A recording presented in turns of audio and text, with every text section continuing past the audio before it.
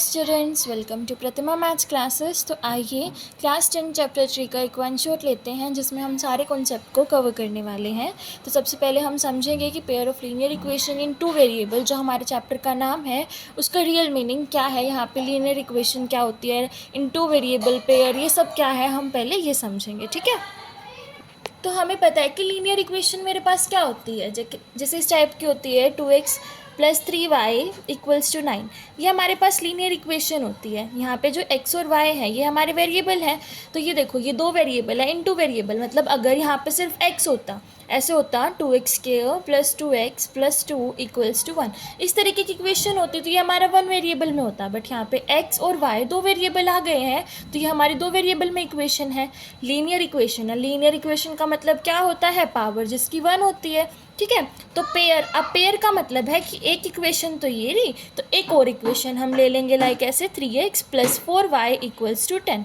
तो इन दोनों का पेयर, तो यहाँ पे पेयर ऑफ लीनियर इक्वेशन का मतलब है कि हम यहाँ पे दो इक्वेशन लेंगे और उनके पेयर की बात करेंगे। तो यहाँ पे सबसे पहले हमारी जो स्टैंडर्ड फॉर्म होती है हम वो देखते हैं क्या होती है। Standard form = ax + by = c1, यहाँ पे a1x और b1y कर देते हैं, a2x और b2y = c2। तो यहाँ पे हमारी क्या होती है, इसकी स्टैंडर्ड फॉर्म होती है। बट अब यहाँ पे हमारे पास दो वेरिएबल तो इसमें है, तो मुझे x और y, जैसे a और b, a2 और b2, इनकी वैल्यू तो मुझे पता होगी, c1 c2 की वैल्यू पता, तो मुझे निकालनी किसकी है, x और y की वैल्यू निकालनी है, मतलब वेरिएबल की वैल्यू निकालनी है। तो इनकी वैल्यू निकालने के लिए मेरे पास कोई ना कोई मेथड तो होना चाहिए, हम तभी निकालेंगे। तो इसको सोल्व करने के लिए, इनका सोल्यूशन निकालने के लिए हमारे पास इस चैप्टर में 3 मेथड हैं, तो हम उनको समझने वाले हैं। हम सोल्यूशन की बात करते हैं। तो यहाँ पे हमारे जो सोल्यूशन है निकालने के लिए, तो सबसे पहले आता है बच्चों ग्राफिकल मेथड। ग्राफिकल मेथड, सबसे पहले हम मेथड के नाम लिख लेते हैं, फिर समझ लेंगे। सेकंड नंबर पे आता है हमारे पास substitution method, substitution method. Third number पे हमारे पास आता है एलिमिनेशन मेथड। एक क्रॉस मल्टीप्लिकेशन मेथड भी होता है, बट वो आपके सिलेबस में नहीं है, तो हम उसको नहीं पढ़ने वाले हैं। तो ये 3 मेथड होते हैं, 3 मेथड के बारे में हम बात करेंगे। सबसे पहले आ जाता है ग्राफिकल मेथड। ग्राफिकल मेथड का मीनिंग क्या है कि हम ग्राफ्स में ग्राफ बना के उसके अंदर पॉइंट्स को डिनोट करके हम तब पता करेंगे कि जो हमारी लाइंस है वो किन टाइप की है। अगला होता है सब्स्टिट्यूशन मेथड। सब्स्टिट्यूशन मेथड का मतलब है कि एक की वैल्यू निकाल के, मतलब एक को हम x के टर्म में लेके दूसरी वाली इक्वेशन में पुट, मतलब सब्स्टिट्यूट कर देंगे, फिर वैल्यू निकाल लेंगे। अगला है एलिमिनेशन मेथड। एलिमिनेशन का मतलब क्या होता है, एलिमिनेट करना, ख़त्म करना। तो वहाँ से हम एलिमिनेशन मेथड में हम काट कर वैल्यू या फिर कम कर कर, ख़त्म कर कर वैल्यू निकालेंगे। तो ये हमारे पास 3 मेथड होते हैं, और इन 3 मेथड का हम यूज़ कर क्यों रहे हैं, हमें लाइंस का पता करना है कि जो ये लाइंस है हमारी किस टाइप की हैं। इंटरसेक्टिंग है, पैरेलल है, कोइंसिडेंट है। अभी इंटरसेक्टिंग, पैरेलल, कोइंसिडेंट होती क्या है, सबसे पहले ये देख लेते हैं। Intersecting lines, coincident and parallel. अब ये क्या होती है मेरे पास, इंटरसेक्टिंग का मतलब है कि जो दो लाइंस हैं वो कोई एक पॉइंट पे एक दूसरे को कट कर रही हैं। एक पॉइंट पे कट कर रही हैं तो मतलब उसका एक ही सोल्यूशन होगा, मतलब क्या होगा, उसका यूनिक सोल्यूशन होगा। अब कोइंसिडेंट लाइन क्या होती है कि एक के ऊपर एक, मतलब एक लाइन है उसी के ऊपर दूसरी लाइन है। अब यहाँ पे तो बहुत सारे पॉइंट्स हो सकते हैं जहाँ पर एक दूसरे को कट कर रही हो, तो यहाँ पर हमारे क्या आते हैं, मैनी सोल्यूशन या फिर इनफाइनाइट सोल्यूशन। अब पैरेलल लाइंस की बात करते हैं। पैरेलल लाइंस कौन सी होती हैं, जो एक दूसरे के आमने सामने चलती हैं, बिल्कुल दूर होकर। ठीक है, तो अब यहाँ पे ये एक दूसरे को कोई भी पॉइंट पे कट नहीं करेंगी, तो कोई भी पॉइंट पे कट नहीं करेंगे, तो इनके सोल्यूशन क्या होंगे, नो सोल्यूशन। ठीक है, तो इन लाइंस के बारे में हम अब बात करने वाले हैं तीनों मेथड में। तो आइए बच्चों, अब हम ग्राफिकल मेथड के बारे में पढ़ेंगे। और अगर आपको नोट्स भी बनाने हैं, स्पेसिफिक कि चैप्टर का नोट हो जहाँ से हम सब कुछ रिवाइज कर लें, तो आप इस तरीके से बना सकते हो कि लाइक हमने चैप्टर लिखा, सबसे पहले स्टैंडर्ड फॉर्म लिखी, तीनों सोल्यूशन लिखे, 3 तरीके लाइंस लिखी, फिर एक एक मेथड को थोड़ा थोड़ा डिफाइन कर दिया। तो ये हमारा एक पेज पे बहुत अच्छे से इसका क्या बन जाएगा, आपका नोट्स बन जाएंगे। तो वो मैं आपको बना के पोस्ट में डाल दूंगी, कम्युनिटी पोस्ट में, तो वहाँ से आप चेक कर लेना, आप देख सकते हैं, वहाँ से उन नोट्स का यूज़ कर सकते हैं। तो सबसे पहले आप ग्राफिकल मेथड देखिए। ग्राफिकल मेथड, ग्राफिकल मेथड में जब भी हमारी क्या आ जाए, a1/a2 not equal to B1/B2 आए। सबसे पहले एक कंडीशन ये होती है, क्योंकि हमारे पास दो लाइंस कौन सी हैं, ये वाली दो लाइंस हैं, तो जब भी A1/A2 is not equal to B1/B2 तो ये हमारी कौन सी लाइंस होती हैं, इंटरसेक्टिंग लाइंस होती हैं। ठीक है बच्चों, मतलब इसका क्या होगा, सिर्फ एक ही सोल्यूशन होगा, यूनिक सोल्यूशन होगा। सेकेंड वाले में हमारे पास क्या आते हैं, A1/A2 equals to B1/B2 equals to C1/C2। ये हमारा किसके लिए होता है बच्चों, कोइंसिडेंट लाइन के लिए होता है, मतलब मैनी सोल्यूशंस के लिए हमारी ये कंडीशन अप्लाई होती है। अब हम थर्ड वाली कंडीशन की बात कर लेते हैं।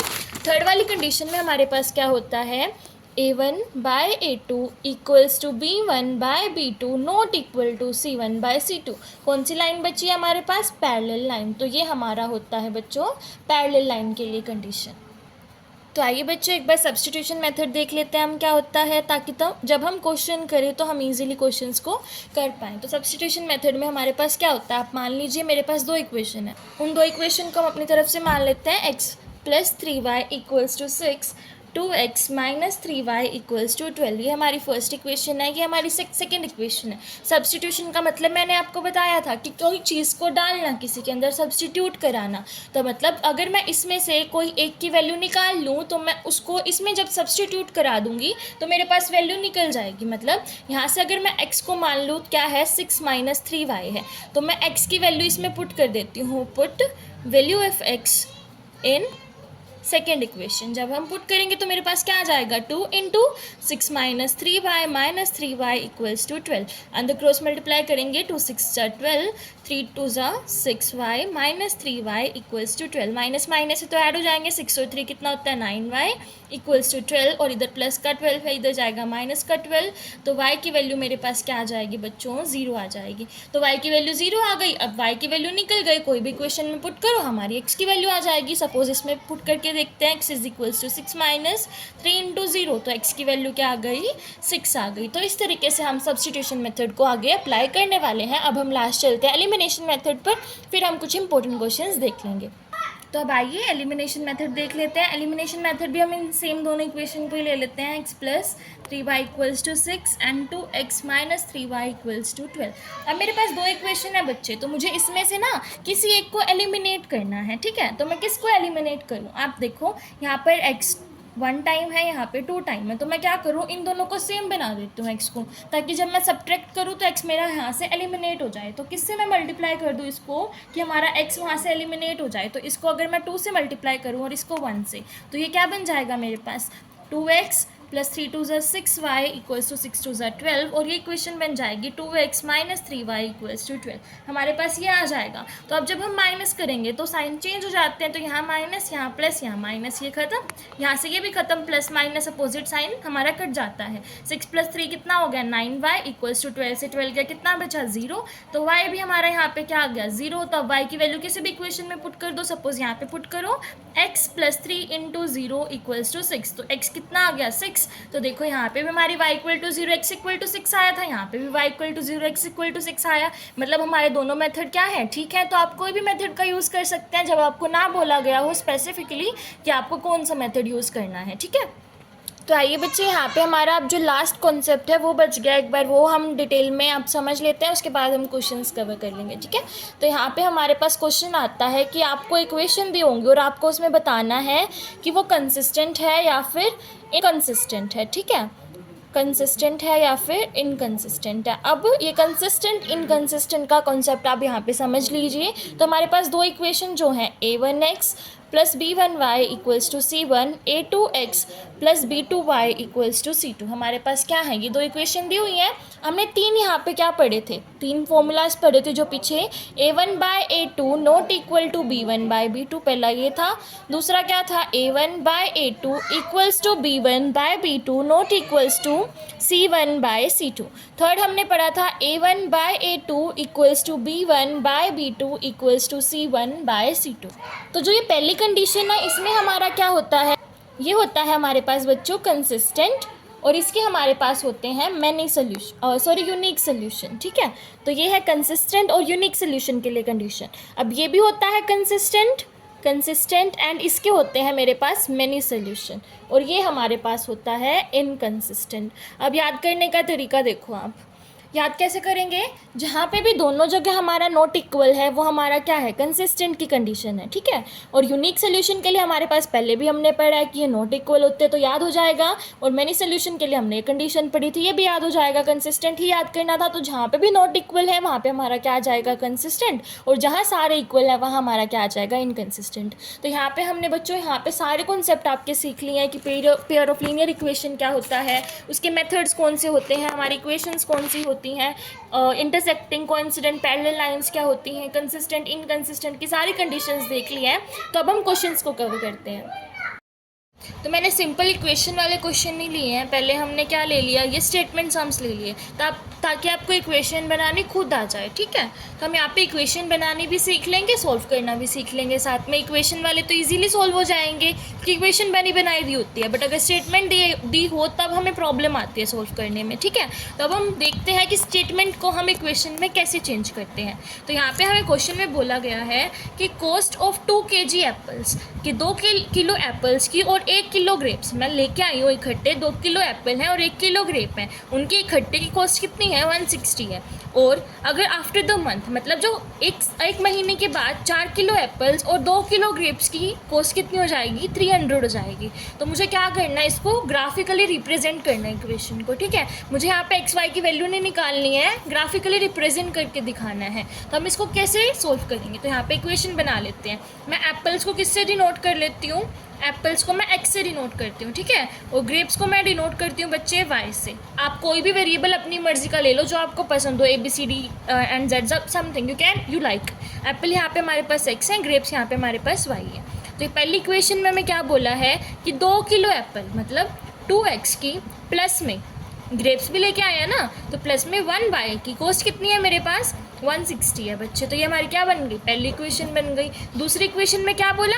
4 किलो एप्पल्स मतलब 4x की, प्लस में 2 किलो ग्रेप्स, 2y की वैल्यू कितनी है? 300 है। ये मेरे पास बन गई सेकेंड इक्वेशन।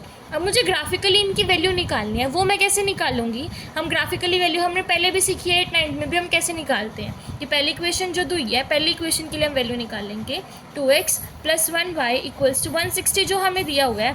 तो यहाँ पे या तो हम एक बार x की वैल्यू पुट करके y की वैल्यू निकाल लेते हैं, y की वैल्यू पुट करके x की वैल्यू निकाल लेते हैं। इस तरीके से हम करते हैं। हम हमेशा से यही करते आ रहे हैं कि हम नॉर्मली x को y को 0 0 या फिर 1 2 ऐसे पुट करते थे।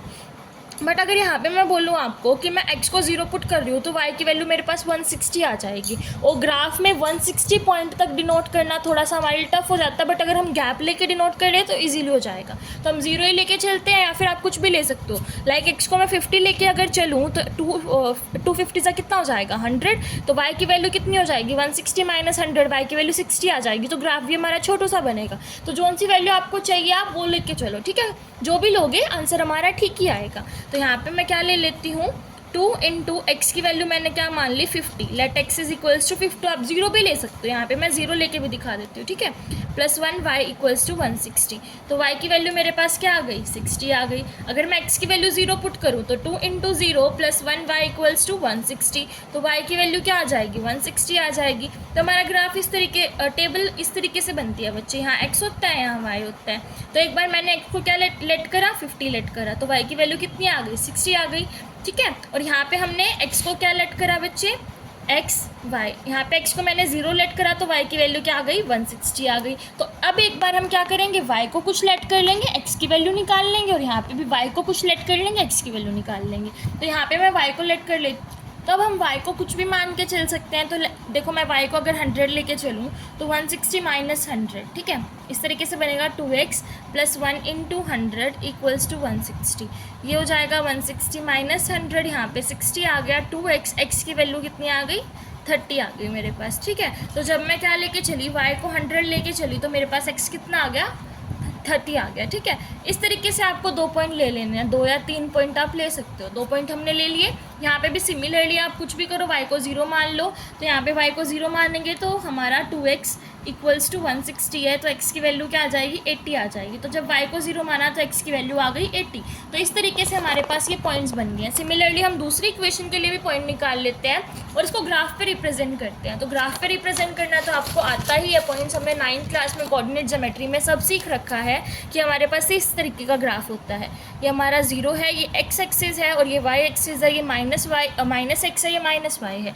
तो यहाँ पे हमारे पॉइंट्स क्या आ रहे हैं 160 तक आ रहे हैं बच्चे। तो हम पॉइंट्स को क्या लेके चले, 40 का गैप ले लो या फिर 20 का गैप ले लो, अपनी मर्जी से हम गैप ले सकते हैं यहाँ पे। तो मैं 40 का ले लेती हूँ, 40, 80, 120 और 160। इसी तरीके से यहाँ ले लो 40, 80, 120 और 160। तो जो भी हमारे पॉइंट्स आ रहे थे, सपोज तो हमने क्या करा था, फर्स्ट वाले में x को 50 आया था, x को 50 माना था तो y 60 आया था हमारे पास।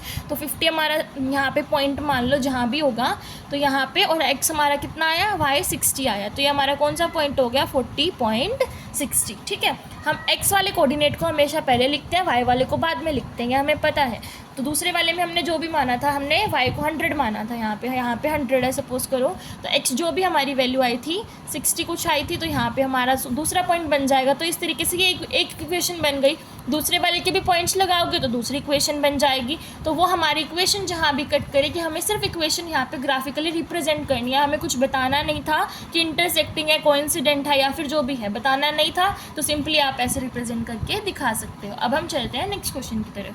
तो बच्चे हमने ग्राफिकल मेथड पे क्वेश्चन देख लिया है। आई होप आपको समझ आया होगा। अगर आपको कोई भी डाउट है तो you can let me know in the comment section, I will surely clear it out. तो हम देखते हैं सेकंड क्वेश्चन। सेकंड क्वेश्चन में हमें क्या दिया हुआ है, half the perimeter of a rectangular garden. कि मेरे पास एक ये गार्डन है, ठीक है, हाफ द पेरीमीटर, इसका पेरीमीटर का half, whose length is 4 metre more than its width. यहाँ पे जो ये कंडीशन दी हुई है, हम सबसे पहले इसको चेक करेंगे। क्या बोला इन्होंने कि जो लेंथ है ना वो 4 मीटर मोर देन विड्थ। कि अगर मेरे पास जो विड्थ है वो x है, तो लेंथ क्या है 4 टाइम है x का। ये बात इन्होंने बोली है, ठीक है। और half the perimeter of the rectangular garden whose length is 4 metre more than its width is 36 metre. कि पेरीमीटर हमें क्या दिया हुआ है 36 मीटर। मतलब कि जो हमारे पास पेरीमीटर का एरिया क्या होता है 2 इंटू लेंथ प्लस ब्रेथ, ठीक है, इक्वल्स टू हमारे क्या होता है पेरीमीटर होता है। बट इन्होंने मुझे क्या बोला कि 2 into L plus B divide by 2। मतलब जो इसका हाफ है वो मेरे पास कितना आया है 36 सेंटीमीटर आया है। ये हमारे पास बन गई बच्चे यहाँ पे फर्स्ट इक्वेशन। तो यहाँ से 2 से 2 कैंसिल हो गया, तो हमारे पास क्या बच गया L plus B equals to 36। ये इक्वेशन हम लेके चलेंगे पहली। आई होप आपको समझ आ गई होगी। और यहाँ पे मैंने आपको 2 कंडीशन यहाँ बताई थी। तो हमारे पास विड्थ क्या है बच्चे x है, सॉरी यहाँ पे 4 प्लस एक्स आएगा, और लेंथ मेरे पास कितनी है 4 प्लस एक्स है। तो ये दोनों कंडीशन हमें यहाँ पे पता चल गई। तो यहाँ पे मैं लेंथ और ब्रेथ की वैल्यू पुट कर देती हूँ। तो क्या आ जाएगी x plus 4 plus X equals to मेरे पास क्या आ गया 36 आ गया। तो x प्लस एक्स कितना होता है बच्चे 2x होता है। 36 माइनस 4 कितना हो जाएगा मेरे पास 32 हो जाएगा। x कितना आ गया 32 डिवाइड बाई 2 16 सेंटीमीटर, ठीक है। जिसमें भी हमें दिया हुआ है, मीटर में दिया हुआ है तो मीटर में मीटर, मतलब विड्थ कितनी आ गई बच्चे यहाँ पे 16 मीटर आ गई। और हमने लेंथ के लिए क्या बोला था कि वो 4 ज़्यादा है विड्थ से, मतलब 16 प्लस 4 है, तो लेंथ कितनी आ जाएगी 20 मीटर आ जाएगी। तो हमें निकालनी क्या थी डायमेंशन, मतलब लेंथ और ब्रेथ ही निकालनी थी गार्डन की, वो हम यहाँ पे निकाल चुके हैं। आई होप आपको ये क्वेश्चन समझ आया होगा। अब हम चलते हैं नेक्स्ट टाइप की तरफ। तो आइए बच्चे नेक्स्ट टाइप देखते हैं। इसमें हमें क्या बोला हुआ है कि मुझे 2 इक्वेशन दी हुई हैं, मुझे इनके रेशियोज़ को कंपेयर करना है और मुझे बताना है कि जो ये लाइन है वो कंसिस्टेंट है कि इनकंसिस्टेंट है, ठीक है। तो सबसे पहले हमारी जो नॉर्मल इक्वेशन होती है आप वो लिखो। क्या होती है a1x plus b1y equals to c1, a2x plus b2y equals to c2, ये होती है। तो यहाँ पे a1 बाई a2 की वैल्यू क्या होगी 3/2, a1 बाई a2 क्या हो जाएगा 3/2, b1 बाय b2 क्या हो जाएगा 2 में -3, क्योंकि यहाँ पे -3 है ना हमारे पास, और c1 बाय c2 क्या हो जाएगा 5/7। तो अब यहाँ देखो मेरे पास कौन सी वाली कंडीशन अप्लाई होती है, 3 कंडीशन थी मेरे पास, a1 by a2 not equal to b1 by b2, अगले वाले में a1 by a2 equals to b1 by b2 not equal to c1 by c2, and next में हमारे तीनों इक्वल थे। तीनों इक्वल थे, ठीक है। तो अब यहाँ पे देखो ये तीनों इक्वल तो नहीं है, तो ये कंडीशन कैंसिल हो गई। a1/a2 b1/b2 इक्वल नहीं है, तो ये कंडीशन कैंसिल हो गई। तो बची कौन सी, सिर्फ ये कंडीशन बची। और ये कंडीशन हमारी कब होती है, जब लाइन क्या होती है, इंटरसेक्टिंग होती है। और जब हमारा नॉट इक्वल होता है तो क्या होता था, कंसिस्टेंट होता था। कंसिस्टेंट और क्या होता था, ओनली वन सोल्यूशन। क्योंकि अब हमें पता चल गया कि इंटरसेक्टिंग है, तो इंटरसेक्टिंग लाइन का सोल्यूशन सिर्फ एक ही होता है ना, तो इसका क्या होगा, ओनली वन सोल्यूशन होगा। तो ये हमने यहाँ से करके दिखा दिया। अब हम चलेंगे सेकंड की तरफ। तो आइए बच्चे चलते हैं नेक्स्ट पार्ट की तरफ। तो यहाँ पे हमारा a1/a2 क्या होगा, a1/a2 equal to 2/4, b1/b2 equals to -3/-6, दोनों के आगे माइनस है, लगा देंगे। c1/c2 equals to 8/9। तो यहाँ से माइनस काट देंगे। 3/6 को भी हम काट सकते हैं 1/2 पे, काट देते हैं।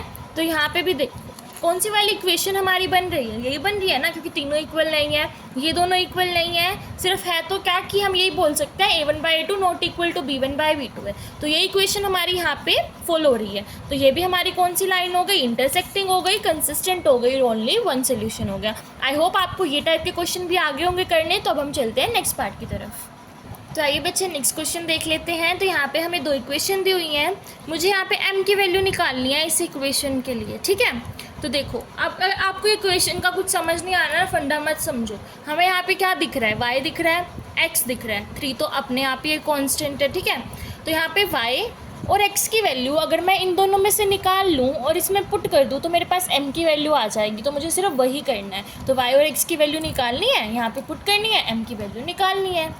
तो अब हमारे पास जो दो इक्वेशन दी होती हैं उन्हें लिख लेते हैं। 2x + 3y equals to 11, 2x - 4y equals to 24, ये दी हुई है बच्चे। तो यहाँ पे हमें क्या करेंगे, x की वैल्यू इसमें से निकाल लेते हैं।